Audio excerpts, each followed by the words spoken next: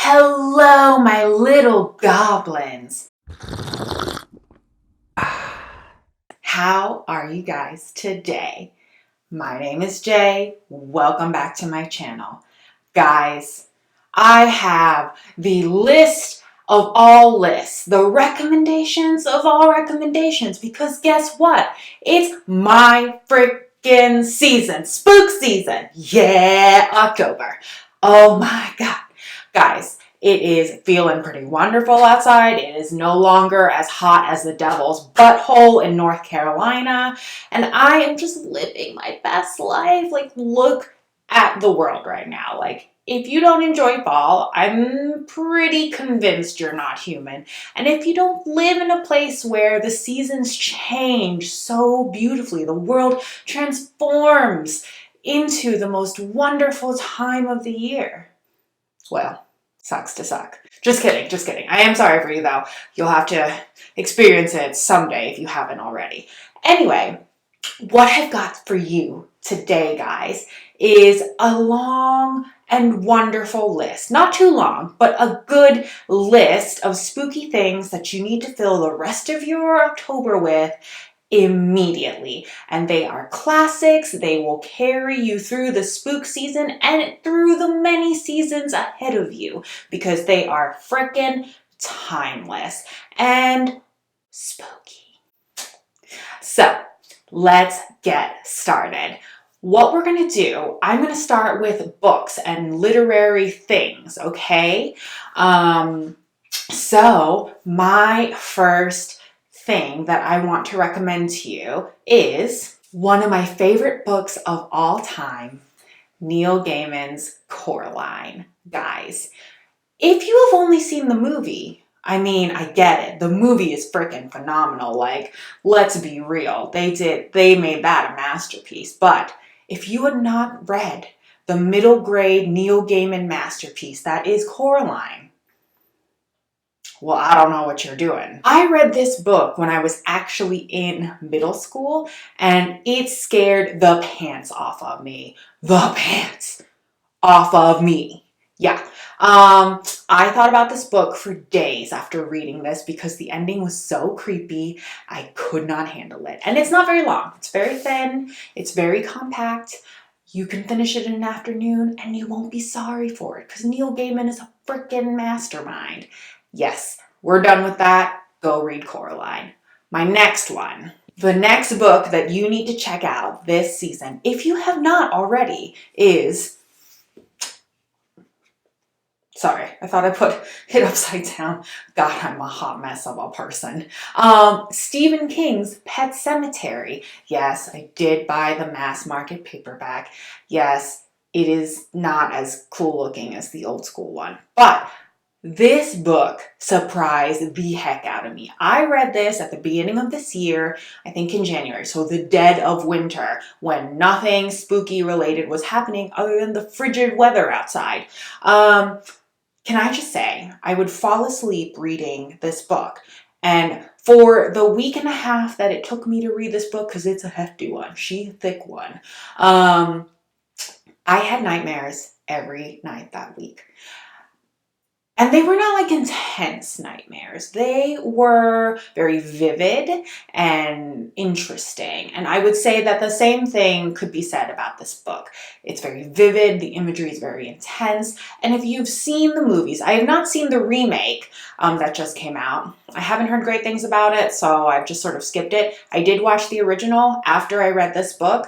Not my favorite either. Read the book. Give the book a chance. You might pee yourself in fright. I don't know. It really freaked me out, and I think it's worth your spooky time.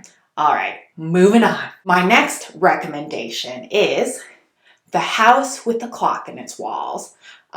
This is a wonderful book. Like, truly, this is another middle grade, very thin, very easy to get through, and the writing is very young. I will say that, but it didn't keep me from breezing through it. It didn't keep me from getting the creeps. there were some parts that I was like, oh my God, this might give like middle school me some nightmares. So if you've never heard of this series, this is about a young Louis Barneveld who moves to the town of Zebediah to live with his uncle after his parents died. And then it turns out his uncle is an eccentric weirdo and a warlock, and many interesting and semi-creepy things ensue, and it's worth a read. I've been meaning to get other books in this series, haven't gotten around to it. It is fantastic. I highly recommend it. Get it, read it, love it. My next recommendations actually don't have a physical form. These things that you need to read are purely on the internet. So guys, if you are into spooky things, the internet is a treasure trove. If you have not discovered creepypasta or the subreddit No Sleep, you're missing out, because there are some quality spooky stories on there that I have filled many a boring afternoons with, like maybe too many, and definitely have scared the shit out of myself with them. So I have 2 stories to recommend to you, or rather 2 series. The first one is Candle Cove. I will link all of this down below, but if you have not read Candle Cove on creepypasta, you're missing out. It's very, scary is not the word. It's very creepy, very creepy. It definitely gives you sort of that unsettled feeling in your stomach, the chills on your arms, because you're like, what the heck happened in this story? It's basically about a local TV show that a group of kids remember, and they have collective nightmarish sort of memories about this show. So definitely worth a read. It's very quick, very, very powerful in terms of spooks. I recommend it. The second story that you need to check out, this is actually a series of stories. It is found on the subreddit No Sleep. It is called, so I thought it was called One Thing, but the first story that it is actually, the first title of the story in the series is, I'm a search and rescue officer for the U.S. Forest Service, and I have some stories to tell. I will link this in the description below because you need these stories. The stories, some of them are more sad than spooky, but still give you chills.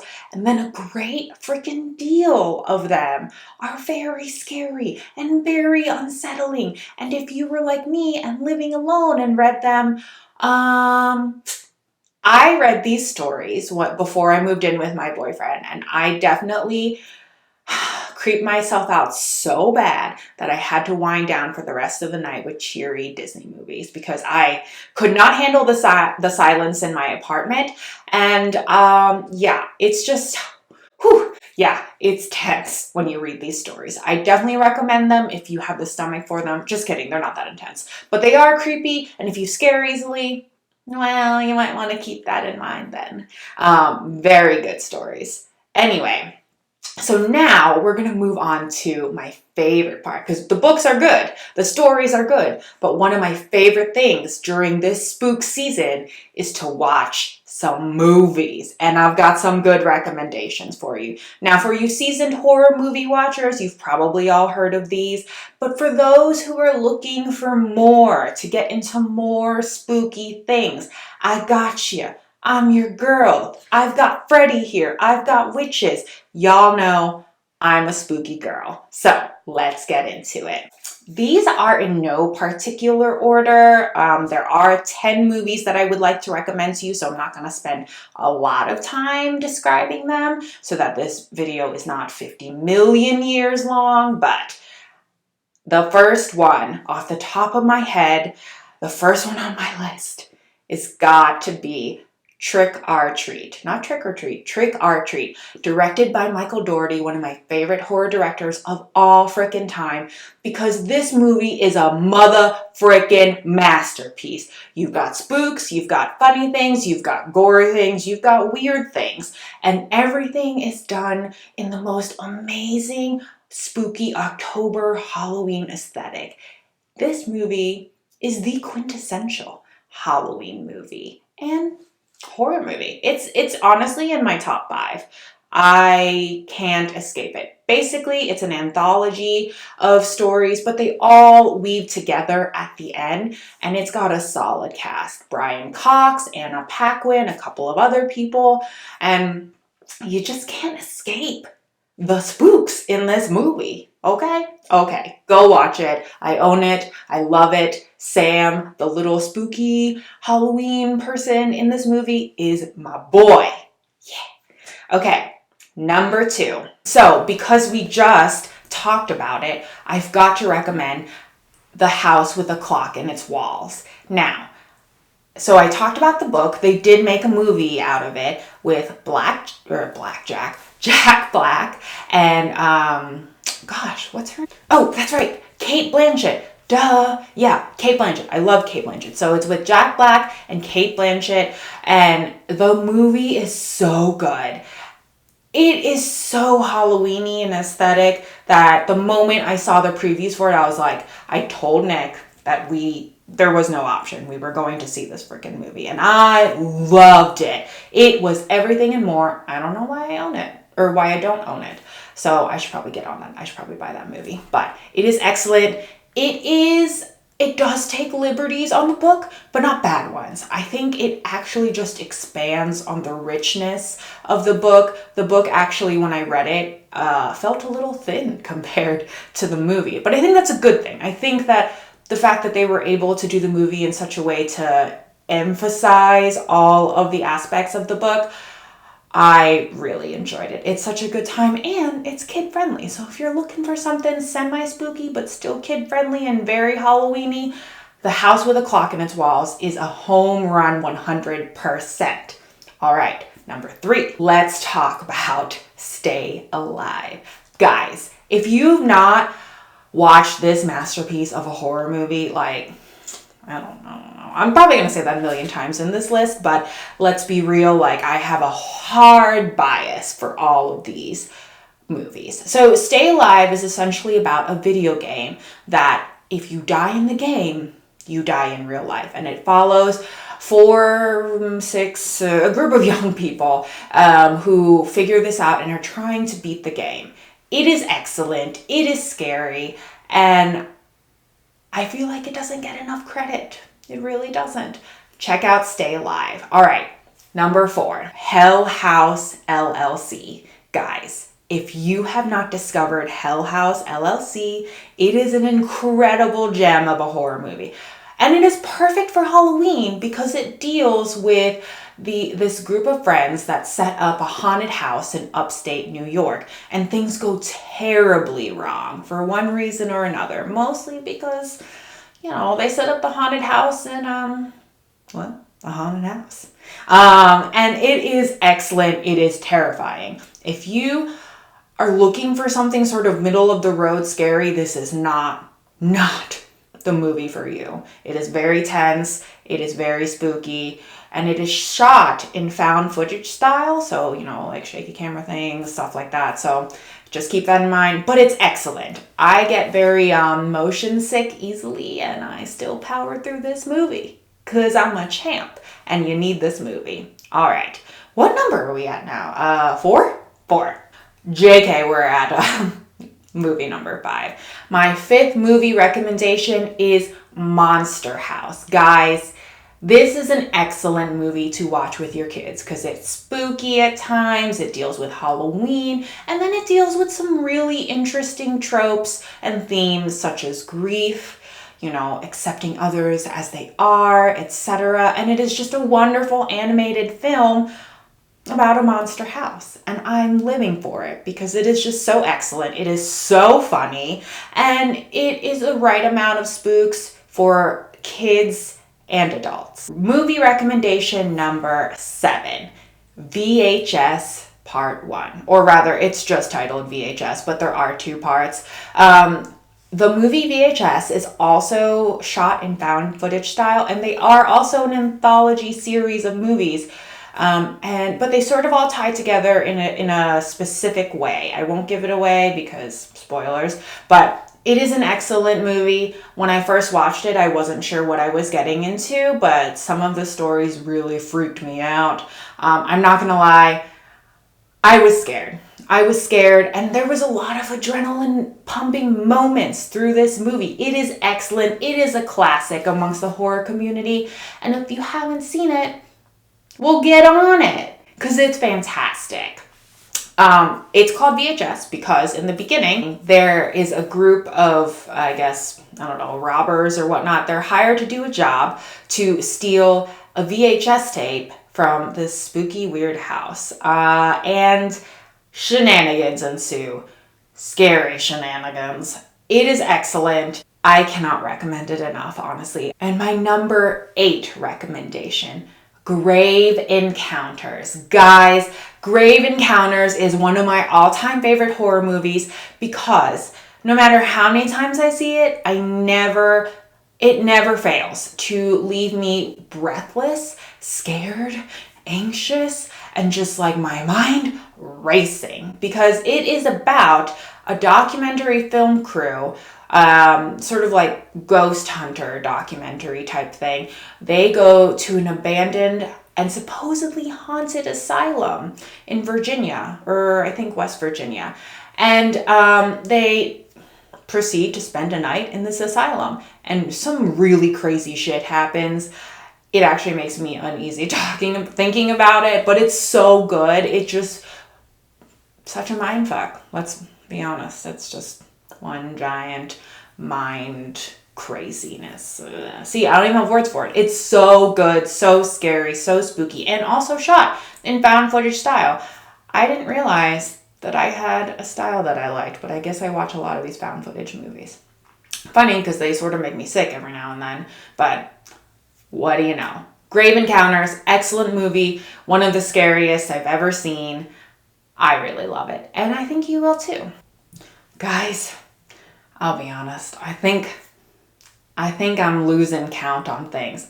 Are we on 9? Are we on 8? Who knows? All I know is that I've got 3 movies left, so they all add up to 10, and they're not ranked by these numbers, so there's that. I think I forgot to talk about Idle Hands. Idle Hands is a 90s classic because it's got people like Devon Sawa, and he is from Final Destination, and then it's got Seth Green. Seth Green, guys. Seth Green is an installment of the 90s. He is so wonderful. Idle Hands is basically about a young man whose hand gets possessed. It's hilarious. It's spooky-ish, maybe. But it's mostly hilarious. And if you're looking for something that doesn't have a whole bunch of tension and dread and scariness through it, and you still want something that's great for Halloween night, Idle Hands is your movie. There are so many good parts of this movie I can't even begin to list, and it's been a classic all the way back when I was, I don't know, in the 90s, like in middle school and high school. Probably not appropriate for a middle schooler to watch, but no one had to know at that time. I highly recommend it. Devon Sawa is one of my favorite 90s horror movie actors. I've seen Final Destination like a million times, and he's in that. He's my favorite.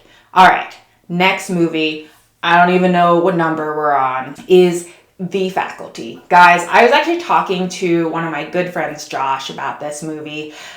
We both have concluded that it's possibly it might be the perfect movie, honestly. So The Faculty is basically about a high school that gets invaded by a certain type of alien. And the type of alien is really intense. And creepy and gross. You'll have to watch the movie to find out what I'm talking about, but why it's so good? So many reasons. Maybe because it's got that early 2000s vibe. There is some corn to it to take off some of the tension from the horror and suspense aspects. And then you've got what's his name? Josh Hartnett. That's right. He was like a 90s, 2000s heartthrob. You've got Elijah Wood. You've even got a cameo from Usher. Like, what doesn't scream early 2000s? Like, an entrance from Usher. And it's just so good. The banter, the writing, the suspense, the aliens. and the evil teachers. Like, it's just everything I love about a good horror movie. One that doesn't take itself too seriously, but seriously enough to still be scary and suspenseful. And my last recommendation has got to be the queen of Scream herself, Jamie Lee Curtis in Halloween. Guys, I love me some Michael Myers. I love Michael Myers. That movie is such a freaking classic. And listen, I watched the original Halloween recently, and I will say that it has aged very well. It's one of John Carpenter's best movies. The pacing is incredible. The sort of trope of teenage, horror and babysitters, just excellent. And just the way that Michael Myers stalks his victims, so much suspense, so much dread. And now, then I also watched the movie, the most recent Halloween, in comparison to the original Halloween. And I will say that, the pace is definitely slower for the original Halloween, but with reason. With reason. You've got to build that anticipation from your chest, from your belly, and you got to let it bubble over into a big, full-throated sort of scream. And this movie is filled with that. I love me some Halloween. Give me Laurie Strode any frickin' day of the week. Well, guys, thanks for being on this ride with me, this spooky ride with me. I hope you enjoyed these recommendations. If you decide to seek some of these out, watch them, read them, whatever it may be, let me know in the comments below how you liked it. And in the meanwhile, I hope you have a wonderful frickin' spook season, spooktober, spooktacular, if you will. Don't forget to subscribe, comment down below what your favorite movie or book is that I talked about, and also hit that notification bell so you always know when I've got good things coming to you. See you later, guys.